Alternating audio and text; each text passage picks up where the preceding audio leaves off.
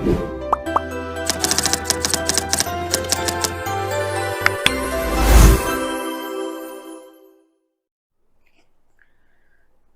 वालेकुम। आज आज जो हम कर रहे हैं चैप्टर नंबर 2 का 2.4 है कंस्ट्रक्टिंग एक्सप्रेशन। इसका चैप्टर नंबर 2.4 है कंस्ट्रक्टिंग एक्सप्रेशन। सबसे सीक्वेंसेस एंड फार्मूलाज का chapter number 2 sequences and formulas है, उसका 2.4 है कंस्ट्रक्टिंग एक्सप्रेशंस। अलजेब्रा में बाज़ औक़ात हमें एक अननोन नंबर दे दिया जाता है, तो उस अननोन नंबर में हम कोई भी लेटर यूज कर सकते हैं अननोन नंबर को। अलजेब्रा में कोई हमें अननोन नंबर दे दिया गया है, जैसे कि n+3 कहा गया है इज इक्वल टू 9। तो अगर हमें इस तरह का कोई क्वेश्चन अलजेब्रा में दे दिया जाए जिसमें हमें n की वैल्यू मालूम ही नहीं है, कि उन्होंने बस ये कहा है कि n+3 जो है वो 9 के इक्वल है, तो हम इसको कैसे फाइंड करेंगे कि n की क्या वैल्यू है। आप इस तरह कर सकते हैं +3 है, अब क्या n में क्या प्लस करेंगे, 9 आए जो, तो इसका मतलब है 5+3 तो 8 होता है, 6+3 करेंगे, इसका मतलब है n की वैल्यू हम 6 देंगे इज इक्वल टू 9। इसका मतलब है n जो नंबर है जो हमें अननोन था, इसका मतलब है n की वैल्यू है 6। 6+3 इज इक्वल टू 9। बाज़ औक़ात हमें इस तरह के एक्सप्रेशन से जाहिर करना पड़ता है। हमें नहीं दिया गया होता एक नंबर, लेकिन फिर जब हमें नंबर नहीं दिया जाता तो फिर हम उसको एक्सप्रेशन का नाम देते हैं कि ये रिप्रेजेंटिंग एन एक्सप्रेशन। हम कह सकते हैं कि ये n है वो रिप्रेजेंटिंग कर रहा है एक एक्सप्रेशन को n+3। तो बाज़ औक़ात हमें जैसे कि जो हमें दिया जाता है एक क्वेश्चन है, अगर हम कहें कि x है वो रिप्रेजेंट कर रहा है एक x जो है वो रिप्रेजेंट कर रहा है स्वीट्स इन अ बैग, ठीक है, स्वीट्स इन अ बैग में x रिप्रेजेंट कर रहा है। x भी हो सकता है, z भी हो सकता है, n भी हो सकता है, और हम कह सकते हैं 10 भी हो सकता है। हम कहें कि 3 sweets are taken out of the bag, हमें इस तरह कहा गया है कि 3 स्वीट्स जो हैं वो टेकन कर दी गई हैं इस बैग में। ये बैग है, x जो है वो रिप्रेजेंट कर रहा है एक बैग को, इसमें से टेकन आउट ले ली हैं, निकाल ली हैं, यानी कि फुल बैग में से ये फुल बैग, इसमें से 3 जो हैं वो टेकन आउट कर ली हैं, तो हमारे पास बाकी कितनी स्वीट्स बाकी बची हैं। तो आप इसको क्या लिखेंगे, x हमारे पास हमें मालूम नहीं है कितनी स्वीट्स हैं, हमें कहें कि how many sweet left in the bag. If कहें कि हमारे इसमें से 3 आउट टेकन आउट कर ली हैं, निकाल ली हैं, तो जो ये जो x-3 है इसे हम कहते हैं x-3 जो कि इसको हम कहते हैं एक्सप्रेशन, ठीक है।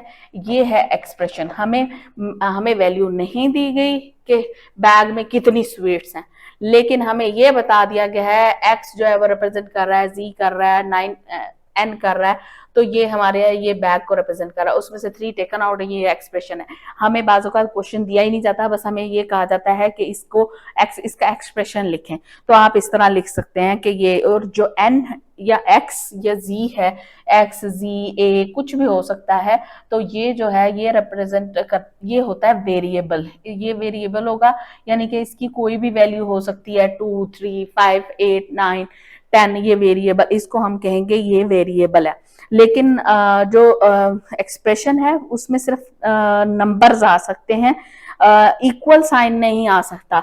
ये नंबर्स, लेटर्स कुछ भी आ सकता है, नंबर भी आ सकता है, लेटर भी आ सकता है, लेकिन ये इक्वल का साइन नहीं आ सकता कि इक्वल -3, नहीं, ये गलत हो जाएगा क्वेश्चन, इसलिए ये वेरिएबल है और एक्सप्रेशन में इक्वल का साइन नहीं होता। अब फॉर एग्जाम्पल, अब हमारे पास एक एग्जाम्पल मैं आपको इसमें सिखाती हूँ कि एग्जाम्पल, फॉर एग्जाम्पल हमारे पास है कि जॉन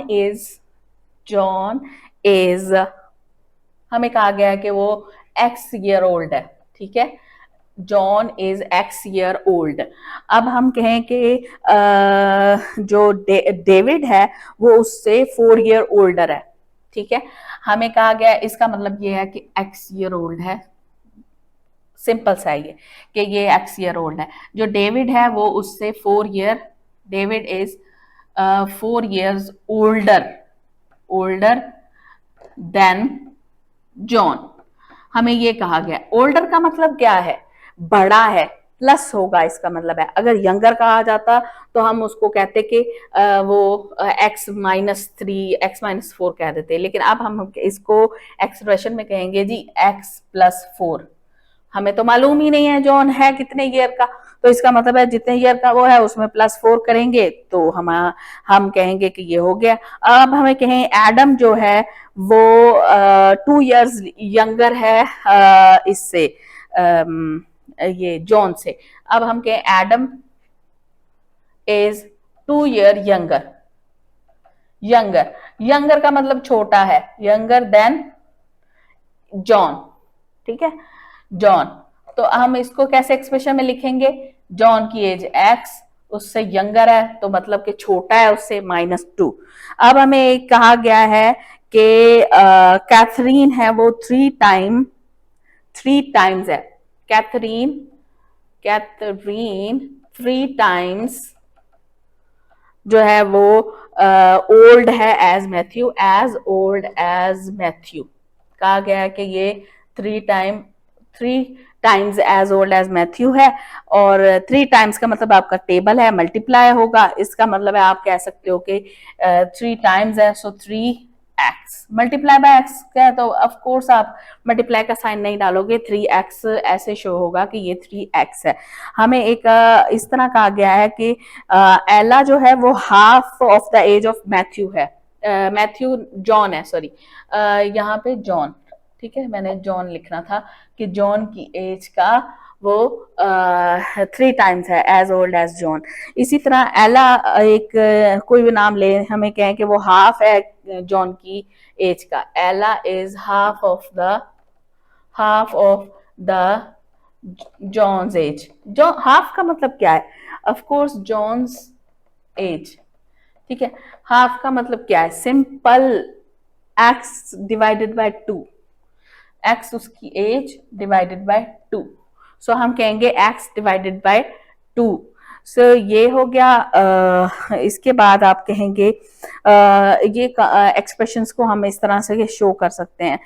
बाज़ औक़ात हमें कहा जाता है कि मल्टीप्लाई, हमें फॉर एग्जाम्पल हमें एक क्वेश्चन दिया गया है, फॉर एग्जाम्पल ये अब आपको समझ आ गई है कि अगर हमें कहा एक्सप्रेशन में जब जाहिर करते हैं तो इसका मतलब है आपको नंबर नहीं दिया सकता, आप उसे x n z कुछ भी शो कर सकते हैं। जब आप x+4 x+5 इस तरह जो भी है, ये सारे एक्सप्रेशन हैं, ये भी एक्सप्रेशन है, ये भी एक्सप्रेशन है, ये भी एक्सप्रेशन है, ये भी, और ये सारे एक्सप्रेशन है। हम इनको कहेंगे एक्सप्रेशन, क्योंकि हमें एक नंबर नहीं मालूम लेकिन हमें उसको रिप्रेजेंट करना है किसी अननोन नंबर का। हमें एक अननोन नंबर दे दिया गया है, उसको रिप्रेजेंट करने के लिए हम उसको x y z कोई भी नाम दे के उसको जब हम +4 कर देंगे, -4 अगर दिया गया यंगर ओल्डर देन, तो इस तरह हम रिप्रेजेंट करेंगे तो वो होगा एक्सप्रेशन। और जो एक्सप्रेशन होता है वो हमेशा जो होता है, जो भी होगा x y z कोई भी है वो वेरिएबल होता है,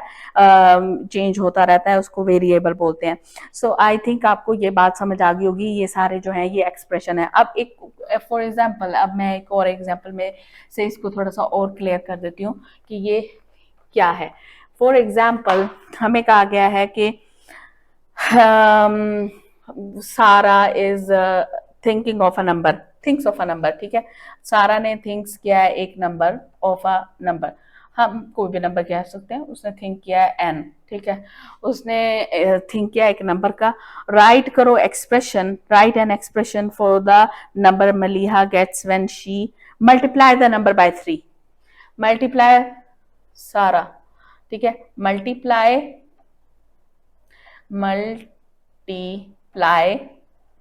bye 3। Of course multiply by 3 होगा, n मल्टीप्लाई बाय 3 मींस के 3n, ठीक है, इसका मतलब है 3n होगा ये। अब वो कह रहे हैं कि इसको मल्टीप्लाई बाय 4 देन ऐड 1, ठीक है। मल्टीप्लाई बाय 4, अगर हमें कहा गया है कि मल्टीप्लाई करो बाय 4 के और फिर ऐड 1 करो, एंड ऐड 1, तो फिर हम इसे किस तरह शो करेंगे? मल्टीप्लाई बाय 4 है, इसका मतलब है 4n। जब इनके दरमियान कोई नहीं होता ना साइन, आप इस तरह नहीं लिख सकते 4 मल्टीप्लाई बाय n और फिर ये अब आप बड़ी क्लास में, इसलिए आपको पता है कि जब इनके दरमियान कोई भी साइन नहीं होता, इसका मतलब है ये दोनों आपस में मल्टीप्लाई हो रहे हैं। 4n and then add 1 plus 1, add 1 कर दिया।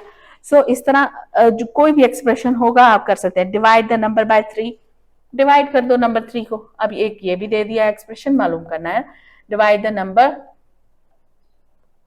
बाय 3।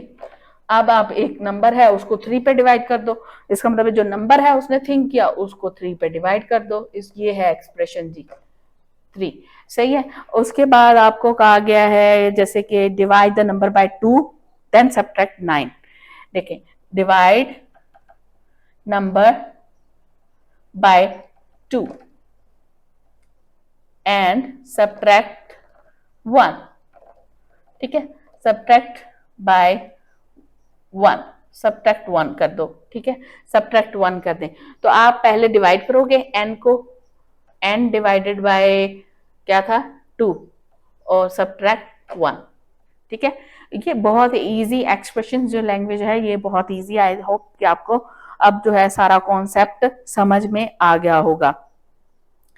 इसी तरह आप एक्सप्रेशन, ये जो भी आप एक्सप्रेशन करेंगे वो जब आपके जहन में है कि आप एक नंबर, कोई भी नंबर थिंक कर रहे हैं और आपको वो नंबर नहीं है या आपको नहीं दिया गया, आप उसको कोई भी नंबर दे के आप उसकी वैल्यू भी फाइंड कर सकते हैं कि आप इसकी वैल्यू क्या है।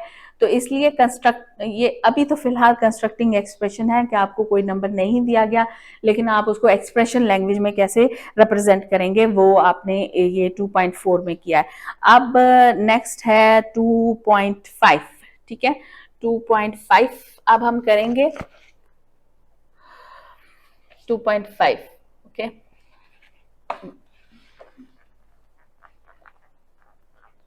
जो कि है chapter number driving and using formula, ठीक है।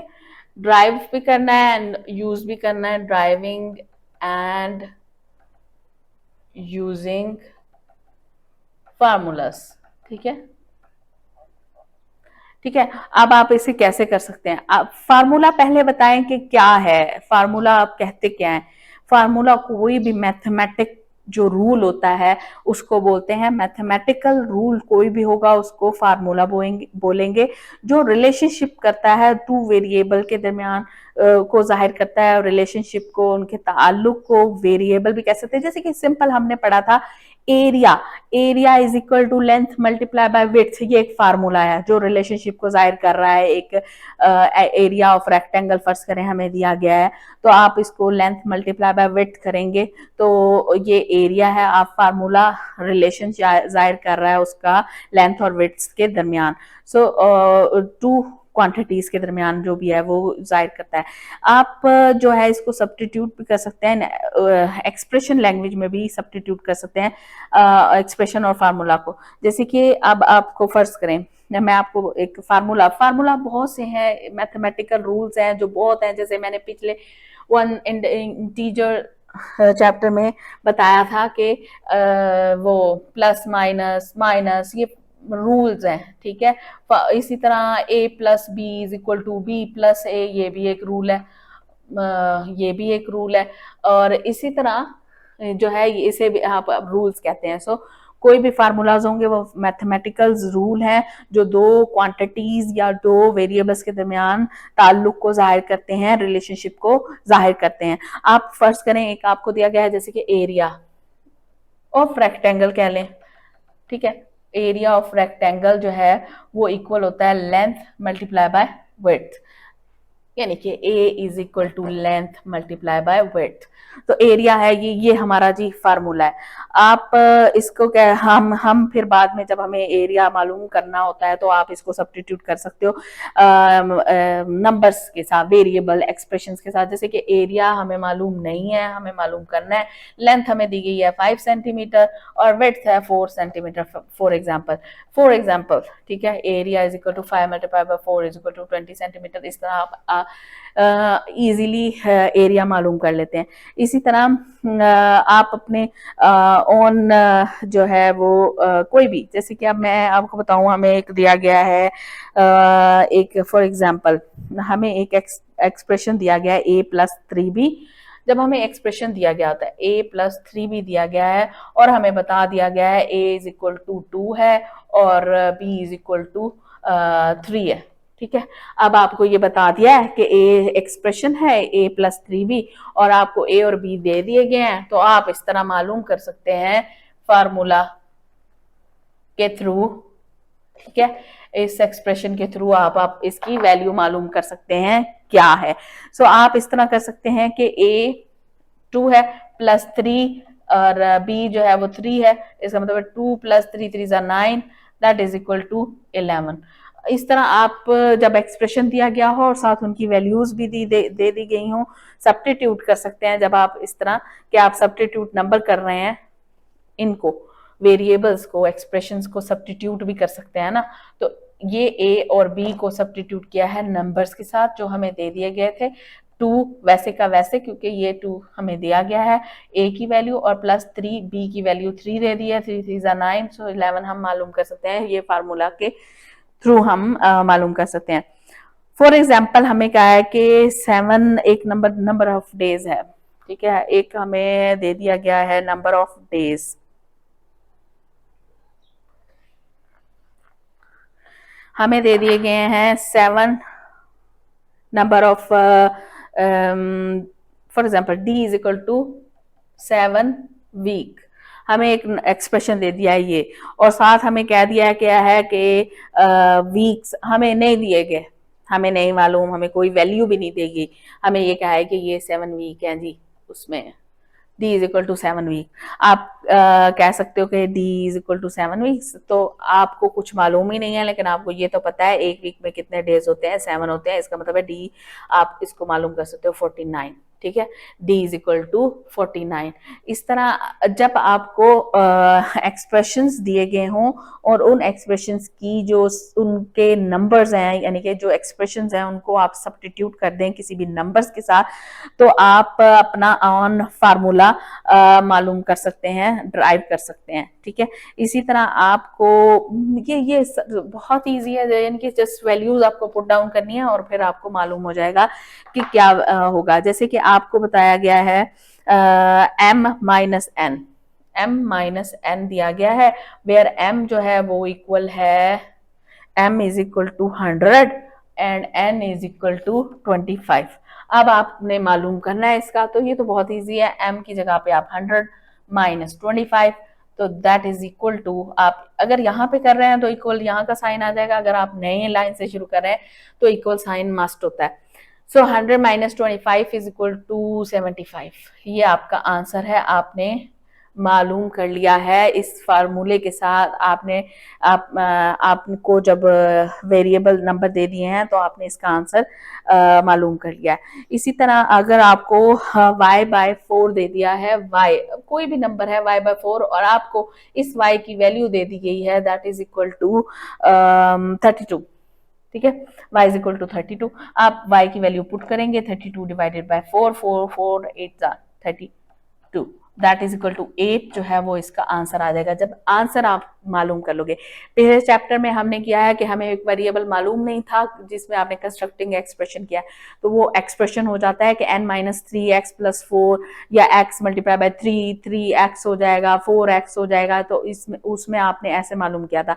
लेकिन इसमें आपको ये है कि आप जो है आपको उन एक्सप्रेशंस की जो वेरिएबल हैं उनकी वैल्यूज दे दी गई होती हैं साथ, तो आप इजीली उसको मालूम कर सकते हैं। अब आपको एक फर्ज करें, आपको क्या है, v इज इक्वल टू, एक फार्मूला दे दिया है, v is equal to IR, v is equal to, आपको खुद ही उन्होंने दे दिया है कि v जो है वो इक्वल टू IR है, तो आपको I की वैल्यू भी दे दी है, I इज इक्वल टू 3 और R इज इक्वल टू 7, तो फिर आप इजीली मालूम कर सकते हैं ना।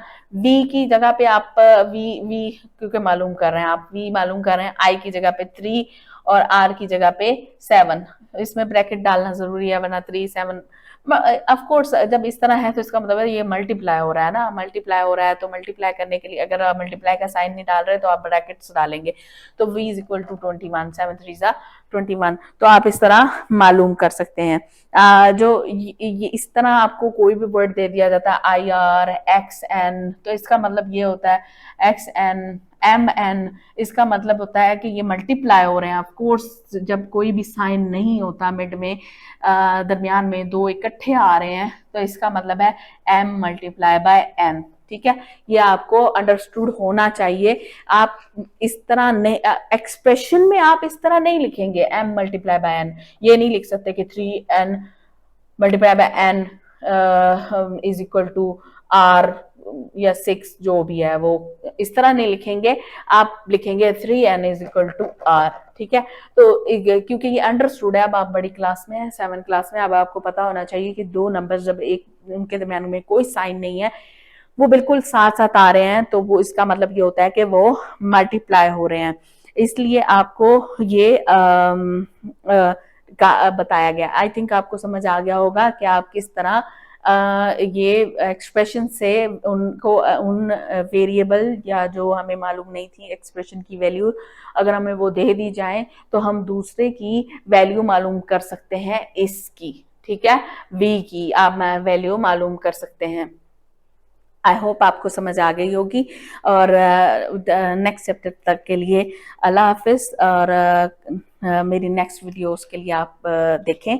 आई होप आपको समझ आ रही होगी। अब हम नेक्स्ट चैप्टर जो है वो चैप्टर नंबर 3 करेंगे नेक्स्ट वीडियो में। आई होप आपको समझ आ रही होगी। नेक्स्ट वीडियो तक के लिए अल्लाह हाफिज।